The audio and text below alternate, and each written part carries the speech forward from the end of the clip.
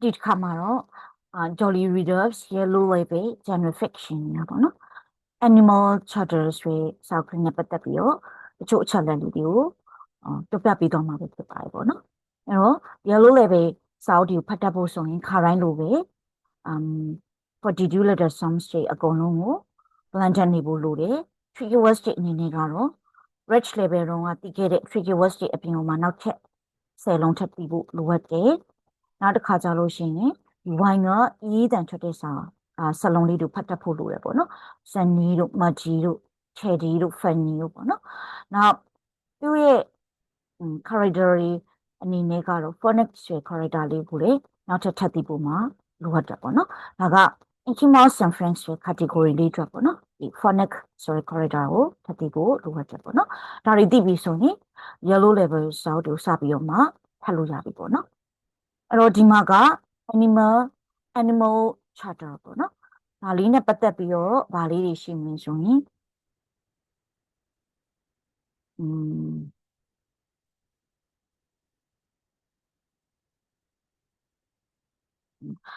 ဒါလေးတစ်ခုပေါ့နော်ဒါကbook wine ဆို book wine ဆို wine အဲ့လိုလေးဖတ်ဖို့လိုရပေါ့နော်နောက်တစ်ခါဒါလေးလိုပဲနော်ဒါက wine ဒီအငက်ပေါင်းနေနေတော့အင်းကြီးဆိုတဲ့အတန်ထွက်မှာဆို wine အဲ့လိုလေးဖတ်ဖို့လိုရပေါ့နော်အဲ့လိုလေးဖတ်ဖို့လိုတယ်ကျွန်တော်တော့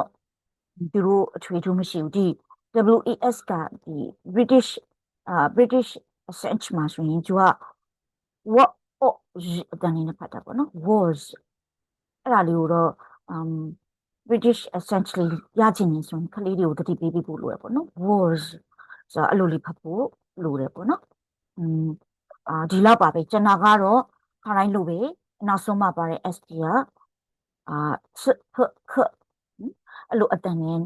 နောက်ကလွယ်များသွားဖြစ်နော်အဲ့လိုအတန်နဲ့နောက်ကလွယ်ပြီးတဲ့ခါကျတော့ကျွန်တော်လေးတွေစီးတန်လေးတွေထွက်နေ